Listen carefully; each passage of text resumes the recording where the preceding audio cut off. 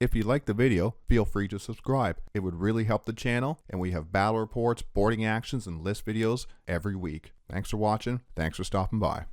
This video is part 2 of my deep dive on the Adeptus Custodes Dreadnoughts.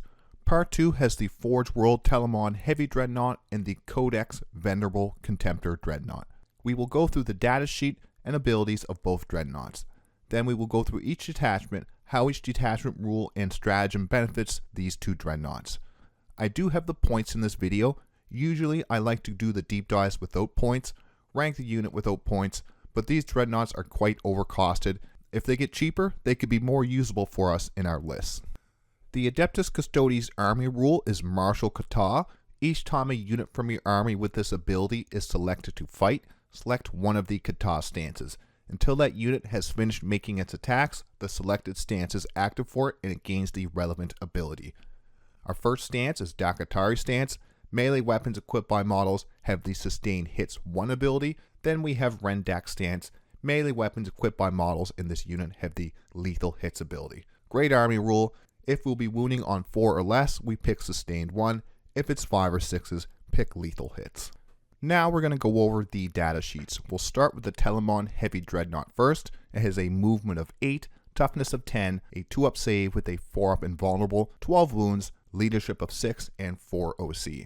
It does have a number of weapons you can equip.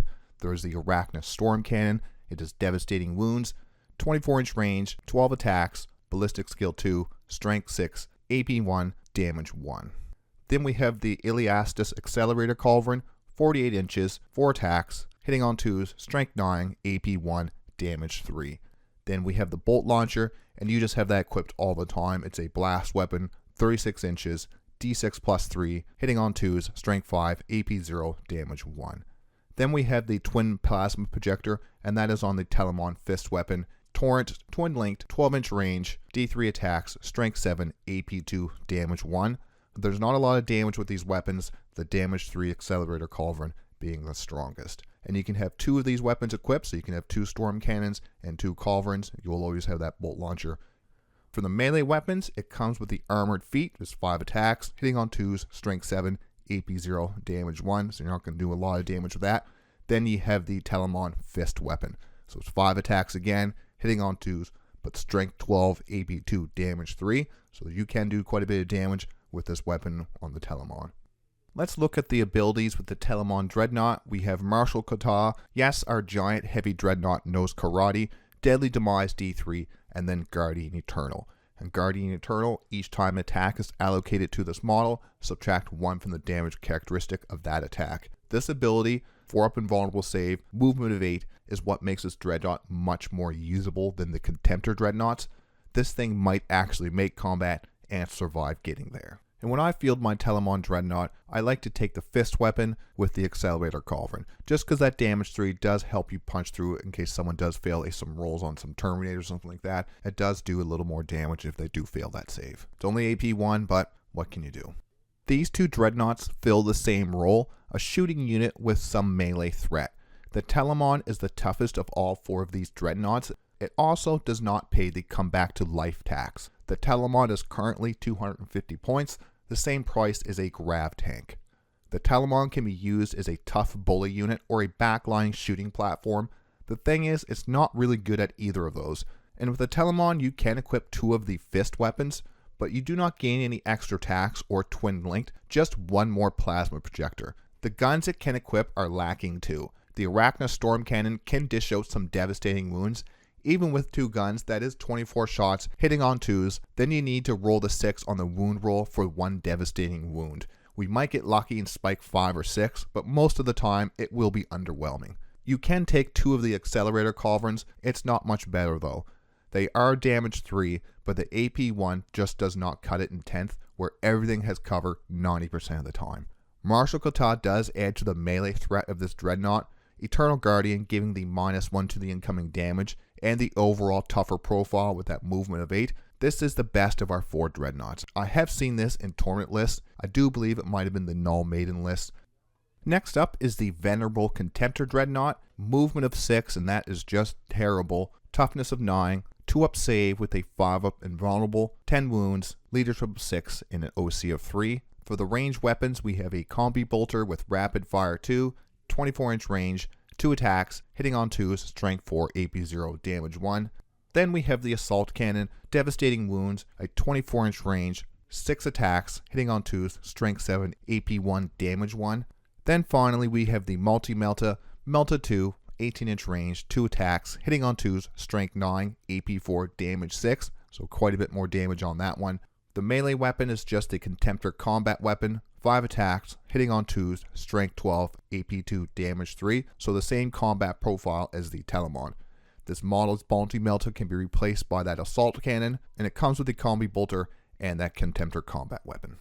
The Contemptor Dreadnought abilities, we have the martial kata. If the big guy knows karate, so does this one. Deadly Demise 1 and Unyielding Ancient. The first time this model is destroyed, remove it from play without resolving the Deadly Demise ability. Then at the end of the phase, roll 1d6. On a 2+, set this model back up on the battlefield as close as possible to where it was destroyed and not within engagement range of enemy units, with d6 wounds remaining. I will be honest, this is my least favorite of the Dreadnoughts. I love the look of our Forge World Dreadnought line. Unyielding Ancient does allow this unit to come back with d6 wounds remaining after the first time it's destroyed. I find though, most times this thing just gets shot to death and then charged to be killed again in the fight phase. Currently at 170 points, the comeback to life tax is just a bit too high.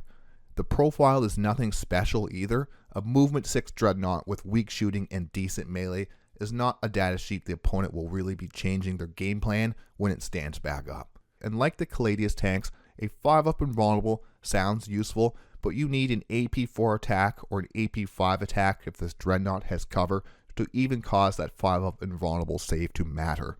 Out of the 4 Dreadnoughts, this one is the weakest in my opinion. The other 3 are either tougher or just hit harder.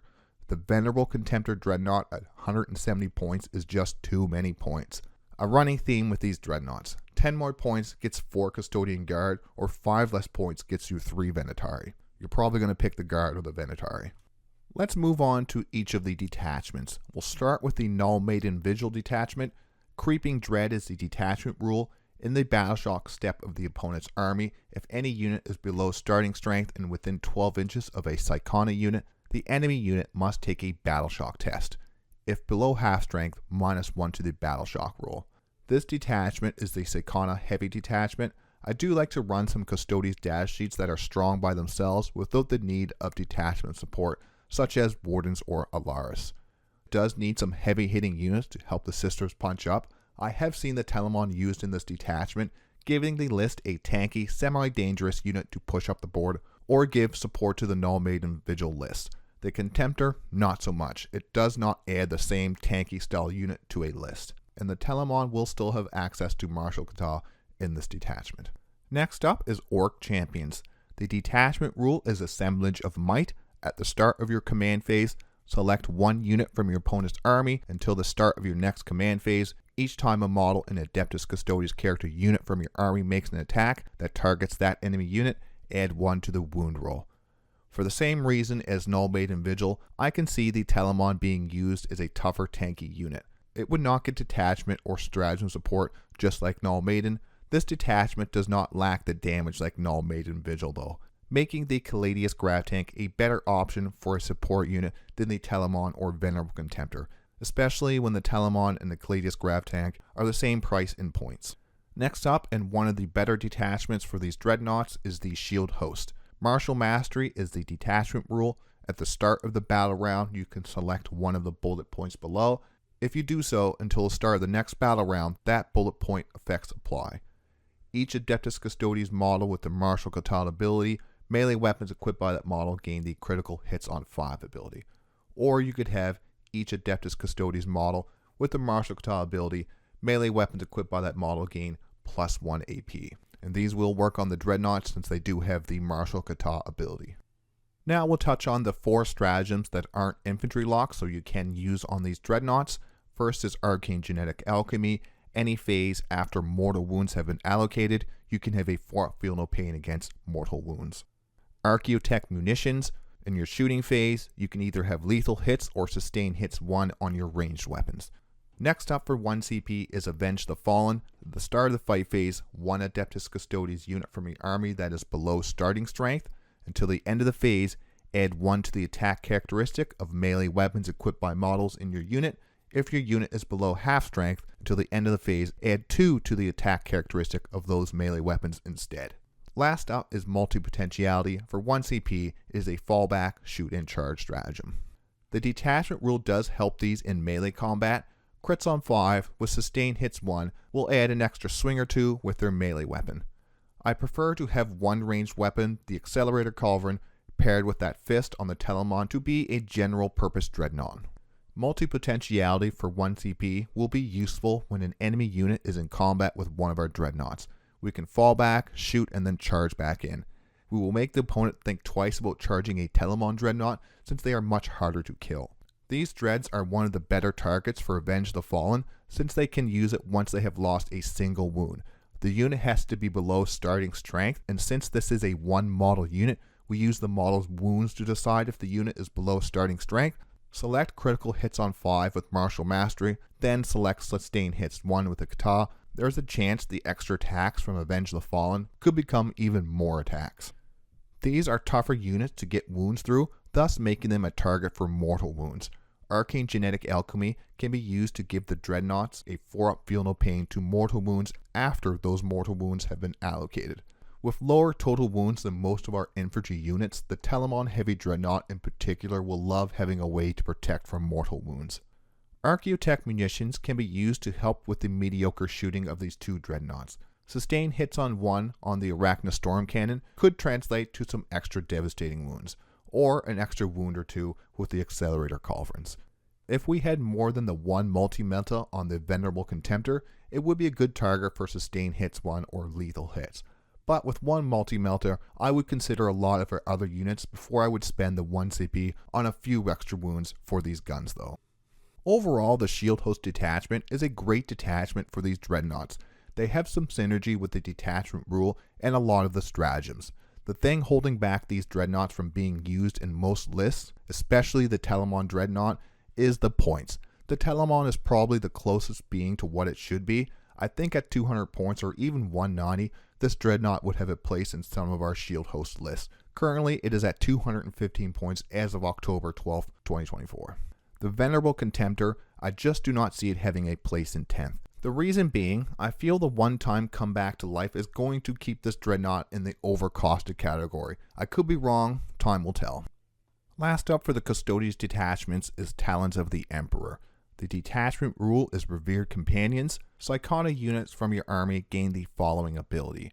Null Aegis, which is an aura ability, while an Adeptus Custodes unit is within 6 inches of this unit, models in that unit have the 5-up feel no pain against psychic and mortal wounds. All other Adeptus Custodes units from your army gain the following ability. Deadly Unity, also another aura, while a Psychona unit is within 6 inches of this unit. Each time a model in that Psychona unit makes an attack, add 1 to the hit roll. There's also 4 stratagems in this detachment that do work on our dreadnoughts. The first one is Emperor's Executioners for 2 CP in the fight phase. Until the end of the phase, each time a model in your unit targets an enemy that is below starting strength, add 1 to the wound roll. Next up is Empiric Severance for 1 CP, and this is if you're within 6 inches of a Psychona unit, instead of that 5-up feel no pain for 1 CP, you can upgrade it to a 4-up feel no pain. But you have to be within 6 inches of a Psychona unit to use it. Hunt has 1 for 1 CP, and this is this detachment's fallback, shoot, and charge stratagem. Finally, the detachment defining stratagem, in my opinion, is Talon Pincer for 1 CP. This is a reactive movement. If an enemy unit ends a normal, advanced, or fallback move within 9 inches of this unit, you can do that 6-inch reactive move. These dreadnoughts like the detachment rule, giving them a 5-up feel no pain to mortal wounds. They do need to be within 6 inches of a Psychona unit though. Like the shield host, the Telemon really likes mortal wounds protection. And with a bigger base, it can gain the 5-up feel no pain and spread the Deadly Unity aura easier. There's 4 stratagems that benefit these 2 dreadnoughts. None of them help the shooting of either dreadnought though. The shooting stratagem Talons Interlock for 1 CP for 1 strength and 1 AP is infantry models only. Luckily, the 4 stratagems that we can use are the more powerful of the 6 Talons of the Emperor detachment stratagems. Hunt has 1 for 1 CP for fallback, shoot and charge. It is great for keeping these dreadnoughts from being tied up in combat. We can use this stratagem to avoid the -1 to the hit roll to shooting from being in engagement range, then charge back in for fights first. Emperor's Executioners for 1 CP can be used to get +1 to the wound roll, allowing these dreadnoughts to wound most vehicles on a 2+ or a 3+, with only 5 attacks each, with a possible few extra from the Dreadnought Karate giving them sustained hits 1. Our infantry units will most of the time have way more attacks, making the use of this stratagem on a Telemon Heavy Dreadnought or a Venerable Contemptor Dreadnought situational. Talon Pincer is such a great stratagem in this detachment, giving a unit a reactive 6-inch move, great for getting out of line of sight or extending charges. We could even use the Telemon's 100mm base and the tanky profile to block charges. The last of the 4 stratagems is Empiric Severance. If we have one of these dreadnoughts within 6 inches of a Psychona unit, we can use this to upgrade that 5-up Feel No Pain to the 4-up Feel No Pain to mortals.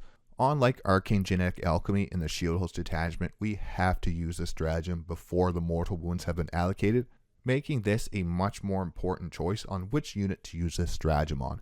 Even more so if the opponent has multiple ways to apply mortal wounds, they'll be trying to bait this stratagem out of us. The Venerable Contemptor still does not really have a place in this detachment either. The points price is just too high. It's not fast enough, nor does it do enough overall damage.